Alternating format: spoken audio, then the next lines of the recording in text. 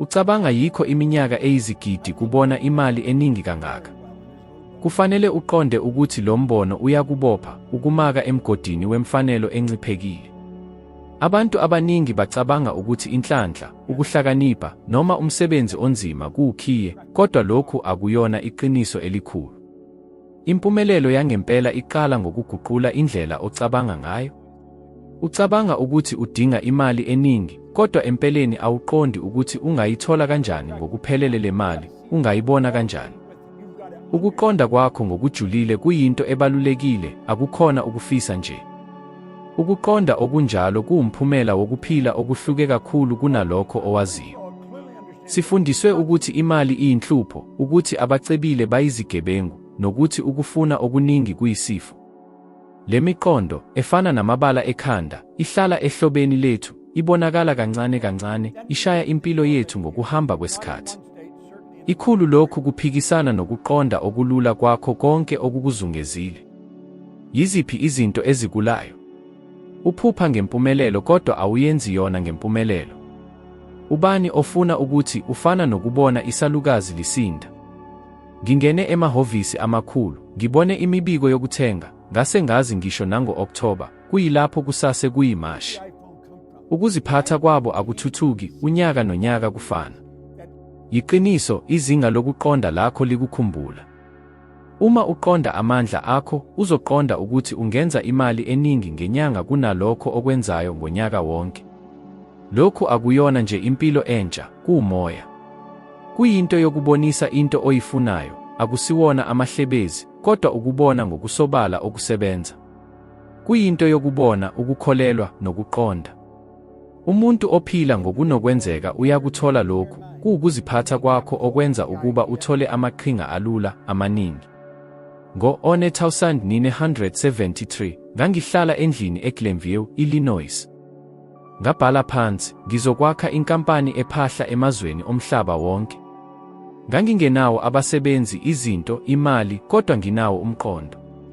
Lokho kwakwanele. Izimo zakho zasemanje azibalulekile njengokuqonda kwakho.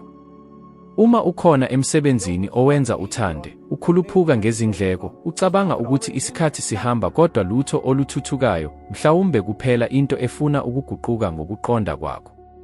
Akuyona inhlanhla, kodwa umthetho. Kuyiqiniso, akukhona izifundo kuphela. Ubuchwepheshe bezesayensi bubonisa ukuthi ingqondo yomuntu iyathuthuka. Leli yiphuzu lokuguqula imicabango yakho, ukuqonda kwakho, izinqumo zakho, namphumela wakho. Uma ucabanga ngemali eningi kangaka, yini ozizwayo? Ukukhathazeka, ukukhungatheka, khuluma. Lokhu akuyona iqiniso, kungumqondo wakho. Lokhu kuguquka, kungakhathaliseki ukuthi unamalanga angaki. Ngaqala ngineminyaka engama-26 ubudala, ngineminyaka engama-87, ngisaqhubeka ngifundisa lokhu ngoba kusebenza kulabo abafuna ukuguquka. Ingabe uzoqhubeka uphila emhlabeni lapho imali eningi ingabonakali? Noma uzoqala ukwakha umhlaba lapho imali eningi ikuqala kuphela? Impendulo ingaphakathi kwakho. Uma uqonda lokhu, imali eningi iyoba yingcosana. Ungafunda, uzama amasu amasha, uthole umsebenzi omuhle, uhambe endaweni entsha, uqale ibhizinisi elisha, kodwa uma umqondo wakho ungathuthuki, lutho oluthuthukayo. Ukuqonda kwakho kuyilwimi olukhuluma ngezenzo zakho. Yilona elenza ukuba ube nokuqonda okuncane. Kubalulekile ukuguqula lo mqondo. Ukwenza izinqumo ezintsha. Lokhu kuqala kusenesikhathi, ingaphambi kokuzalwa kwakho. Isiko lakho, imicabango yakho, yonke into ekuzungezile ikuqondisa. Ukhule uzwana lokho okufanele ukwenze, lokhu kwenza ukuba ufune ukuguquka. Ukuze uguqule impilo yakho, kufanele uguqule umqondo wakho. Ungase uthole imali efana, kodwa uqhubeke ube semqondweni ofanayo. Ngingene emabhizinisini amaningi, ngibuze umphathi wokuthengisa, ngibuze ukuthi yini abasebenzi bakhe abayokwenza ngo-Okthoba, angiye ngathola impendulo. Kungenxa yokuthi abantu abaningi baqhubeka benza izinto ngendlela efanayo. Abasebenzi abangcono baqhubeka bebengamakhulu, abambe iqhaza, baqhubeka begcina. Kuqaliswa amagama amahle, kodwa izimo zihlala zifana. Ukuqonda kwakho kuyinto ebalulekile, ikufundisa ukuthi awukuhleli ngokwanele. Lokhu kukwenza ube nomuzwa wokuphelelwa yithemba. Uma uqala uthola imali, ube nomuzwa wokukhishwa. Abantu abaningi banamandla amakhulu, kodwa abawasebenzisi. Kufana nokuba nomcebo, kepha ungawutholi. Ngaqala ngiyiphilike, ngisesebenzini olunzima, nginomsila omkhulu. Kwathi ngathi ngabona umuntu owangitshela ukuthi, uma wenza lokhu engikutshelwayo, ungathola konke ofunayo. Ngaguqula umqondo wami, futhi impilo yami yaguquka. Impilo yakho yangaphandle iwumfanekiso wangaphakathi. Ukuthola umsebenzi omusha, ukuya kwelinye izwe, ngeke kufeze noma yini uma ungaziboni ufanele, uzibona ungakwazi, ucabanga ukuthi kunzima. Le miqondo ikwenza ube nomqondo wokuphelelwa yithemba. Uma uqala ukuguquka, uzoqala ukwenza izinto ngokuhlukile. Kuya kubonakala ithuba oxhumana nabo, izimvo ezihlukile, akuyona imilingo, kodwa ukulungelelana. Izifundo eziningi zibonisa ukuthi izinkolelo zethu ziyalinganisa lokho esikubonayo. Abantu ababili bangaba nesimo esifanayo, kodwa bagwebe ngezindlela ezihlukile. Uqaphela ukuthi kungani abantu abaningi bezama, kodwa bagcine bekhona. Kungani abantu abaningi bafunda izincwadi, babuka amavidiyo, benza izifundo, kepha bazizwa bevaleleke. Kungenxa yokuthi okuqukethwe kungena engqondweni, kodwa umqondo usengqondweni. Lokhu kuyinto ebalulekile. Ngingubuza into elula, mangaki amacesha ozizwele uthanda iminingwane emisha, bese ushiya konke emva kwemihla embalwa? Impendulo iyona. Uma ungashintshi lokho okuphethwe ngaphakathi kwakho, izinto ziyoqhubeka zifana. Uma ufuna ukuthi imali eningi ibe ngaphansi, kufanele ubhale kabusha uhlelo olukhona. Uyoqhubeka ukhona endaweni efanayo. Lokhu akuyona imibono, kuyimithetho. Kodwa izindaba ezinhle yikuthi lokhu kungashintsha. Konke kuguquka uma umqondo wakho ushintsha. Izinqumo zakho ziqala manje. Isigqila esikhulu esigcina abantu bekude nempilo abahlala befuna asiyona izikweletu, ukushoda kwesikhathi, ukushoda kwamathuba, kodwa ukungakwazi ukwenza isinqumo. Ukubambezela kuyisithombe sokushoda kokukhetha. Umgomo ukhona ekuthambeni, ekwesabeni ukwenza iphutha, ngokulinda izimo eziphelele ezingafiki. Abantu abaningi abazi ukuthi uma benza isinqumo esibalulekile, baqinisile umqondo wokugwema. Lokhu kuncipha ukubekezela kwabo, ukuqonda kwabo nokuthuthuka kwabo. Isinqumo sisibani esiqala ukuguqula. Kungekho senzo eqhubekayo. Kungekho shintsho. Kungekho lutho oluthuthukayo. Yingakho abantu bephila iminyaka efanayo, bephindaphinda izigaba, hayi ngoba abafuni ukuguquka, kodwa ngoba abakhethi ukuguquka. Ngiyakhumbula lapho indodana yami uRaymond ifuna ukushiya iqembu lokubhukuda.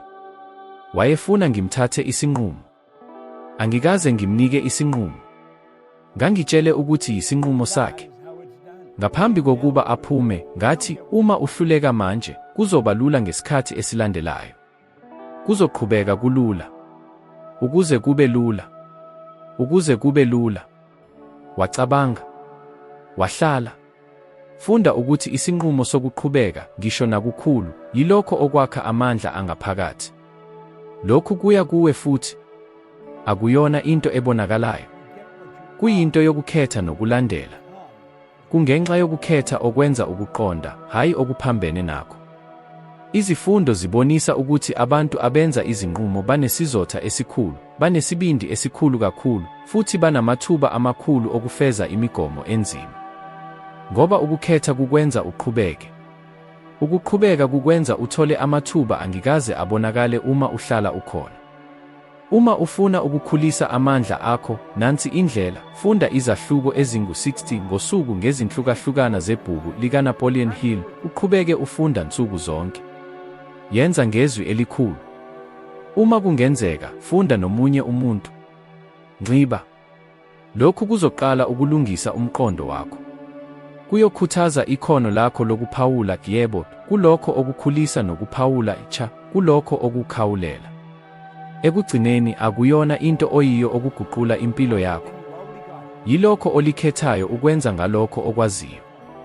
Isinqumo sakho esilandelayo singaba yilokho okukuthatha ekuphileni onalo nokuthi ufanele ube nakho. Ngakho khetha. Khetha manje. Ngoba ukubambezela akusona okulinganayo, kuyinto ebhubhisayo. Futhi ukukhetha kuyinto ekhulula. Konke okufunayo sekuvele kukhona. Sekukhonani? Kepha hayi lapho ukhona. Futhi hayi ngendlela ocabanga ngayo. Ngoba iqiniso ofuna, ngokukhululeka okukhulu, imali eningi, amathuba amaningi, kuvamile okunye kunalokho onakho. Uma uqhubeka ucabanga, uzizwa, uqhubeka usenza izinto ngendlela efanayo, uyoqhubeka usolwandle ngokuqondile ngeqiniso onalo manje. Yilokho ikhaya lesi lisebenza ngalo. Awudingeki lokho ofuna, uthola lokho okusebenzisana nalo. Abantu abaningi abacabangi ngalokho. Bacabanga ukuthi bayabanjwa yizimo, izikweletu, esikhathini esedlule, ukushoda kwesikhathi, ukwesaba. Kepha empeleni bayabanjwa yinkomba. Futhi isikhangiso kuyinto yokukhetha. Awudingi ukwazi ukuthi uyashintsha konke. Sawubona, bazalwane. Ngingumuntu owaye ehlala ephila ebumnyameni, ehluleka ukuqonda ukuthi impumelelo ayisiyona into ephuma ezulwini, kodwa iyindlela esiyikhethayo. Ngikhumbula ngokucace kakhulu usuku engathola ngalo ukukhanya. Kwakungu-1973, ngihlala esofeni elincane, ngibamba incwadi. Ngabhala into ebonakala iyisiphukuphuku, ngizokwakha ibhizinisi elikhulu emhlabeni wonke. Anginazinto, anginawo abalingani, anginawo abasebenzi, anginawo uhlelo. Kodwa nginayo imbono, futhi okubaluleke nakakhulu, ukholo. Ngangilokhu ngibona ngicela impumelelo, ngilokhu ngicabanga ngayo, ngiyayifuna ngomphefumulo wami. Ngalokho, ngase ngilokhu ngizama ukulandela lolo suku. Ngemuva kweminyaka eminingi ngathola ucingo, Bob, sesifikile kuzo zonke izizwe emhlabeni. Konke kwaqala esofeni ngombono, kodwa okubalulekile, nginqume ukuzibophelela kuwo. Qaphela lokhu, umcabango onamandla, oqinisile, uyashintsha indlela ocabanga ngayo. Uma ugcina lowo mcabango, uzothola konke okufanele ukukhiqize, amathuba, abantu, imibono, imali. Izinto ezikuzungezile zizoshintsha ngokuthi wena uyashintsha. Lokhu akusilo izinganekwane, kuyisiqiniseko. Isayensi iyakubona ukuthi imicabango yethu iyinzuzo, futhi izinzuzo ziyahamba njengamanzi. Wonke umcabango, noma ukhulu noma mncane, uthumela umlayezo, futhi uzothola impendulo. Abaningi baphila ngokuncane ngoba bacabanga ngezikweletu, ukwesaba, ukungabi nento. Baphupha ngokuncane, futhi bayothola ukuncane. Bacabanga ukuthi bayazibona izinto, kodwa akusiyo iqiniso. Bayalandela okukhona, hayi okungakaqali, kodwa kukhona. Umsakazo ongaphenduliwe awudlali umculo ofanele, futhi ingqondo yakho iyasebenza kanjalo. Kufanele ukhumbule okufunayo. Cabanga sengathi usevele unayo, zizwe sengathi usevele uyaphila. Okokuqala uba yilokho ngaphakathi, bese uyalubona ngaphandle.